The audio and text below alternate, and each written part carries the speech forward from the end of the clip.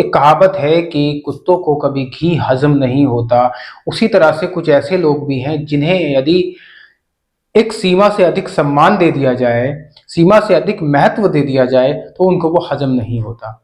शर्म आती है ये सोचकर कि लोग कैसे धीरेन्द्र शास्त्री को एक संत की उपाधि देते हैं, जबकि उनकी जो ओछी जुबान है, उनकी हरकतें हैं, उन्हें देखकर और सुनकर भी शर्म आती है। दोस्तों, जो ताज़ा मामला है, जो इन्होंने एक बहुत ही अपमान करा है हमारे देश की स्त्रियों का, हमारी बहनों का, माताओं का।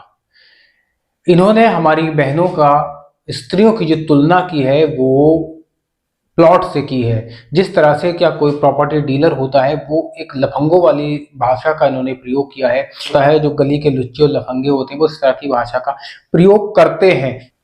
उन्होंने प्रवचन दिया अपने भक्तों के बीच में कि कुंवारी जो लड़की है, कुंवारी लड़की खाली प्लॉट की तरह है और शादीशुदा लड़की एक रजिस्ट्री की तरह है। समझ नहीं आता कि धीरेन्द्र शास्त्री माताओं बहनों की बात कर रहे हैं या किसी प्रॉपर्टी की बात कर रहे हैं। उन्होंने कहा कि अगर मांग में सिंदूर है और गले में मंगलसूत्र लटका है, तब आप ये समझ लेना कि इस प्लॉट का भूमि पूजन हो चुका है, इसकी रजिस्ट्री हो चुकी है। जानना चाहूंगा, पूछना चाहूंगा कि ये भूमि पूजन क्या होता है। आप एक लड़की को, एक स्त्री के बारे में कह रहे हैं कि यदि मंगलसूत्र है तो इसका भूमि पूजन हो चुका है। इससे ज्यादा लफंगों वाली और अश्लील भाषा, अश्लील शब्दों का प्रयोग क्या हो सकता है हमारे देश की बहनों के लिए, जो धीरेन्द्र शास्त्री ने किया। उन्होंने कहा कि यदि मंगलसूत्र नहीं है और मांग में सिंदूर नहीं है तो समझो कि वो खाली प्लॉट है, जबकि प्लॉट तो बार बार बेचे जाते हैं, उनके मालिक एक से ज्यादा होते हैं, रजिस्ट्री भी बार बार होती है, एक से दूसरे तक, दूसरे से तीसरे तक होती है। क्या आप हमारी माताओं बहनों को भी उस श्रेणी में रखना चाहते हैं? उन भीड़ में जहां वो प्रवचन दे रहे थे, वहां पर जो लोग मौजूद हैं, कि क्या वो अपनी माता और बहनों का तुलना एक प्लॉट से करवाएंगे, क्या खाली प्लॉट और रजिस्ट्री वाले प्लॉट के रूप में अपनी बहनों को मानेंगे? अफसोस होता है सोचकर कि किस तरह से केंद्र सरकार ने भी इस व्यक्ति को इतना महत्व दिया है और इनको इतनी सुरक्षा दी गई है। इसी घमंड में, इसी अहंकार में इनको ये महत्व पच नहीं रहा और ये अनगरल ऊट-पटांग बातें करते रहते हैं। इससे कुछ दिन पहले इनके भाई का एक वीडियो सामने आया था। भाई का एक बहुत बड़ा मामला तूल पकड़ा था, जो एक जगह लड़की छेड़ते हुए पकड़े गए थे। शायद वही इनकी सच्चाई है। आज इनके मुंह से भी इनके जो अंदर की जो भावनाएं हैं, जो व्यक्तित्व है, वो सामने आ गया है। हमें ऐसे बाबा की जरूरत नहीं है, ऐसे बाबाओं से दूर रहिए। बस यही मैं तो कहूंगा, बाकी आप लोग स्वतंत्र हैं।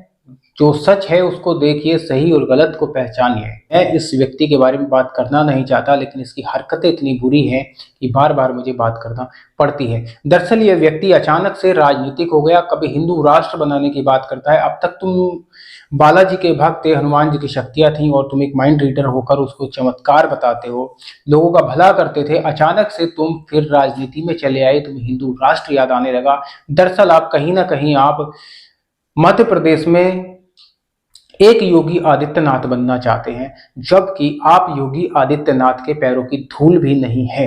अगर आप अपनी तुलना योगी आदित्यनाथ से करना चाहते हैं तो ये कहीं ना कहीं आपकी भूल है।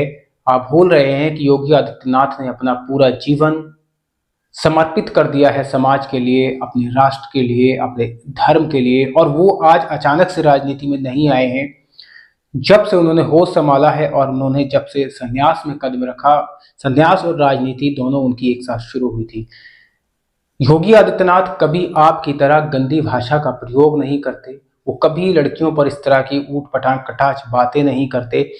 आपको लगता है कि जिस तरह से यूपी में वो अपने हिंदुत्व के मुद्दे पर मुख्यमंत्री हैं कि मैं भी मध्य प्रदेश का मुख्यमंत्री बन जाऊंगा, आपकी ऐसी सोच है तो बहुत ही घटिया और गिरी हुई सोच है। आप अपनी तुलना ऐसे संतों से कदापि ना करें जिन्होंने कुछ त्याग किया है, अपने जीवन को समर्पित कर दिया है।